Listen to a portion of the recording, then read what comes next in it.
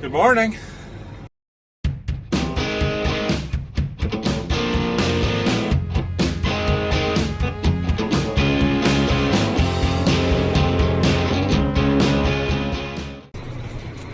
Well, Phil did finish this field last night.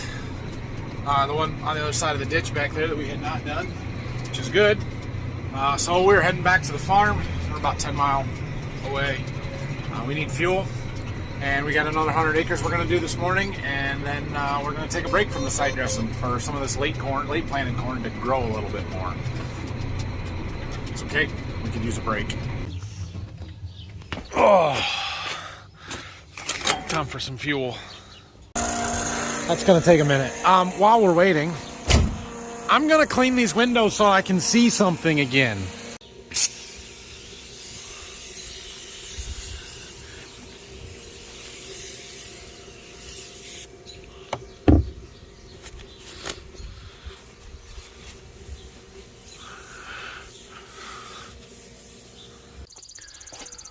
Well, those aren't perfect, and Brock's gonna give me a hard time because I'm always pretty picking on him for not doing a very good job washing windows. And I did not do a very good job washing windows, but they're a whole lot better than they were, and for in-season washing, good enough. Okay, fueled up, relatively clean windows. Look at that, you guys can see it. And we got a tank swapped. This one's half full from swapping earlier. Yeah, long story, but anyway, we're going to finish this tank off. There's two more full ones sitting there. Brock just got another full one he's taking to the field. Phil's coming back with a full one. And we got enough to do our 100 acres, or we should be close anyway. Well, this is going to be a little different going into the cornstalk residue. We'll see how our bar does. So far it looks okay. It's just this one row that we seem to get a little more bleeding off, and I don't know if there's something wrong with that row or what. I haven't been able to see anything. It is running in the track from the tractor and the planter and the tank on the planter, so it's compacted dirt, but the other side does a better job. So I don't know.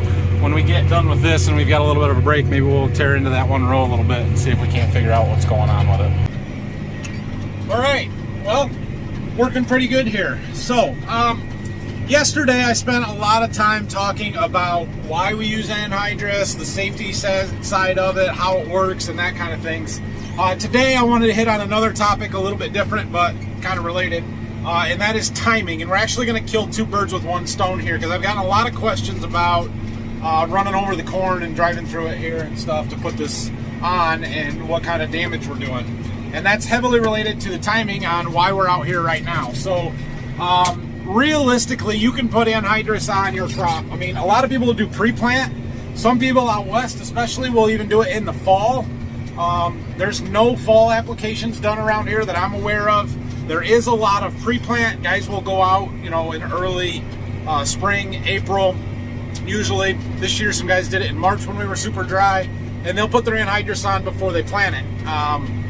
We used to do some of that. We've gone away from it the last 4 or 5 years here in favor of more side dress application, and that has to do with making sure we're not losing it and trying to apply it closer to when the corn needs it, rather than getting too far out in front where you have more risk of loss. Now, obviously, without doing the pre-plant, we have the issue of having to run through the crop after it's planted and already growing.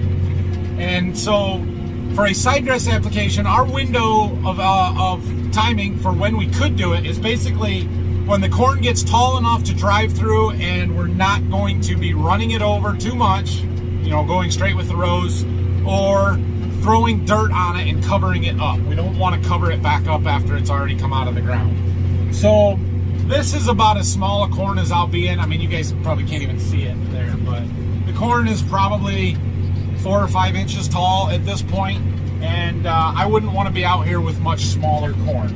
You could go as late as it takes to get it on, but until you're bending it over and breaking it off when the corn's going under the bar. So realistically, the corn could be 2.5, 3 feet tall, and we could still be out here driving through it and not breaking it off and putting our anhydrous on if we needed to.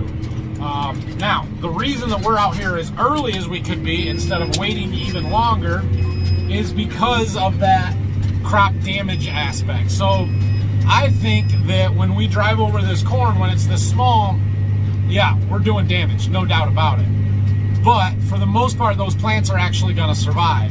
And the reason for that is that the growing point, where that corn is growing from, is still below the soil surface. So we're not breaking off the growing point. We're not breaking the stalks off. We're doing cosmetic damage to the leaves. It's setting it back some because you also have the compaction issues. But we're not killing that corn when it's this small and we're driving over it. So we like to do it early. We like to get it done. We don't, as long as the weather cooperates, we don't have that weather challenge. If you waited until the last minute and then you got a rain, you could be out of luck because the corn will get too tall before you can get through it. So this gives us a wider application window of when we can get through and get it on. I'm sure by the time we're finishing up, the corn's going to be, 6, 8, 10 inches tall, and it'll look completely different out here. But when you got a lot to do, you get started as soon as you can and get across it. So, yeah, that's the timing aspect of it. I am absolutely running corn over on the end rows when we turn here. That is an unavoidable thing, consequence of side dressing nitrogen. I mean, any nitrogen. Even if we were using liquid or dry, we would be out here running over the corn. Now, if you were using a sprayer with 120-foot booms, that's a little different. Y drops or something like that. But we talked yesterday about why we use the anhydrous. So it's an unavoidable thing that I hate it, but we have to do it. And that's, again, like I said, that's why we come out here early, because this corn is small enough that it should recover from that. That's also why when we walk out here late summer or even at harvest time, you won't notice all the tracks from where I turned on the end rows, because the corn will probably still be there. It's just not going to have as big a ear as the plants next to it. So give and take. You got to put nitrogen on your corn somehow. This is how we've chosen to do it. Not saying it's the only way by any means, because it's not. It's the way that works for our operation. So everybody does things a little bit different. I am just finishing up this first field here that was about 65 acres. This was one of those fields that we had looked at, I don't know when it was, a week ago, sometime last week, that I was concerned about we might needed to replant. It was too wet when we planted it.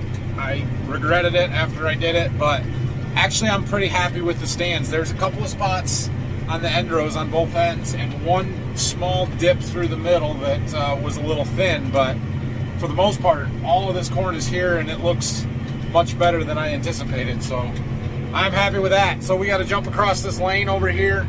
There's about 35 acres there, and then we'll be done side dressing for a little while.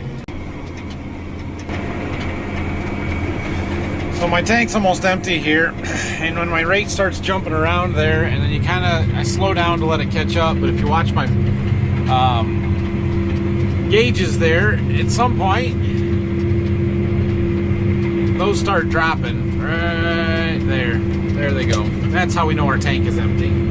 So we shut it off, let the hoses bleed out, and now we go back up and switch tanks.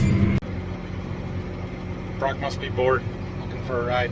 He's been hauling tanks. He doesn't know that one there is empty, but that's okay. We can finish this field. There's only, what do I got left? 8.5 acres. It's amazing how fast it goes. Do 95 acres and it's going to be before 1 o'clock. That's awesome. Finishing the last pass here. Since we've got a little time, I want to take that one row unit apart there. I think I said that earlier, but something is clearly not right, and I can't see anything the way it is. But since we've got a little bit of time to work on stuff, we're gonna take it apart, clean it up, and see if we can't figure out what's going on with that one. We'll probably fix those bushings and bolts on them closing arms on those 2 rows that are bad. And since we are going to be working on it, I'm going to go out and close the valves on the tank, and we're going to make a pass down these ends that I've already applied it on, and turn everything on just to try and bleed out all of the lines and get all the pressure out of the system so that it's a little safer to work on. Okay. So I parked it in front of the shop here so we can work on stuff a little bit. When the anhydrous is flowing through the lines, they'll get cold, and then you get condensation, and then it melts off, but it collects dust, and so everything is filthy here. So first thing I'm going to do is hose it down, wash it off. I've got a couple of boxes of seed to deliver, which Brock has got loaded up here for me, ready to go. So we're gonna hose this stuff off and then deliver that seed, and then we'll come back and work on it. All right, well, I got those 2 boxes delivered and came back with 6 empties and a pallet. So I'm gonna get these unloaded. While I was there, I got a phone call from another customer looking for 2 boxes of beans. He wants his treated, and so we gotta treat a couple boxes of beans now. Shiny orange beans. He's coming to pick them up right away, so I decided to add the glitter powder to help them dry a little faster. Brock's got our trailer unloaded. He's organizing some stuff. We're gonna fold down. Those are all empty boxes over there. Those are all empty boxes over there, so we're gonna fold all those down while we're here. Boxes everywhere. More boxes. I know that's not perfect, but that's rather impressive, isn't it? Then I get stuck on the stones as soon as I start recording it. Rylan decided one day he was going to go ride through the mud when we had mud with his gator over there, and then do laps around my barn. And all the mud fell off, and now it's dried out and getting run over with the forklift. Trying to clean up a little. Better. We did good, and I got part of a floor swept. The forklift needs charged. All right, back to this project. So Phil got a hold of it, and it's all junk. No, I'm just kidding. But he did find some things that were loose. These beaver tails, and there's a gauge wheel down there on that end that we need to look at. It's loose, and this is that row that's been giving me trouble. So I'm gonna just take some stuff apart here and see if I can find anything. He did go through and replace some of those bolts and bushings on a couple of them closing wheels, the ones that were sort of looking different, and so hopefully that fixed them. I need to go look at row 1 and see if it looks better than it did or not, but anyway, we'll get this thing working right. So what's different about this row? It's making it seem to leak more. I thought maybe we had a hole or something in this tube or this tube, but I am not finding anything that would lead me to believe there is anything wrong with it. I took the opener blade and the gauge wheel off. I don't know. We're gonna keep digging. Well, I've taken stuff apart a little further. I was looking at the hose. There's a couple of wear spots right here, but I don't think it's through or it's a leak or a hole. Likewise, down here towards the bottom, there's a spot right here that's got quite a groove in it. I don't see a hole in it, but I'm gonna cut that off shorter, just above that spot, and put it back on. I also took the spout out. There's some wear on the bottom of it, but it's not, there's no holes in it, so I don't see anything there. I really don't think that's our problem, but I don't know what else it could be. Here's those bushings that Phil replaced. Clearly, that was a problem. More boxes. But we're getting them. Dad's got some parts. Had to take the gator to go get them. This light was loose, so Brock's got that all fixed up for me. And I took the lenses off of those gauges in the center there because they get all dusty, so I just took the lenses off, and now we'll be able to see our needles a little bit better. I really need some 0 to 100 PSI gauges instead of 0 to 60 because they're pretty well pegged out all the time. But that'll be nice. The other thing I'm thinking about doing is throwing another set of wheel weights on the rear of this tractor because, well, it would help the tractor not get thrown around by the bar when we're turning quite so bad. Weights. These are 450 pound donuts we're adding, so 900 pounds total on the rear of the tractor. That'll help. Give it a little bit more. Stick them. If I would have put new tires on the back of this tractor this year, probably wouldn't be necessary, but these ones are getting a little worn and not a ton of grip there. Brock's a professional, got a license and everything to drive a forklift, or at least he used to, so hit them bolts, Brock. Oh, come on, you can do it. Close. Yeah, you hit them, you didn't get them lined up. Shift it over. A little more. Go up. There it goes. We'll get some nuts on there and yeah. All right, well, I was waiting for Phil to get back to put that row unit back together, but it's 6:15 and I'm tired of waiting and I'm going home. So I have to, some parts. Our dryer quit working at our house and my wife hasn't been able to do laundry for a while. She's not very happy about it, and I understand. My kids are running out of clothes. So I bought some parts. Turns out it's cheaper and easier to just buy them all. It wasn't getting hot. There's about 5 different things it could be. Fuses and the heating element. I bought them all for 38 bucks. So I'm gonna go change them all and hope it works. Anyway, thanks for watching today. I don't know exactly what's on the agenda for tomorrow. I've got the boys tomorrow. We'll get that bar put back together, but I doubt we're gonna do any actual anhydrous. I'm really hoping it's raining tomorrow, and we'll find something to do. Brock's gonna power wash a tank, I know that, and we might get some other stuff cleaned up and start putting stuff away a little bit. Winter, she's getting hot.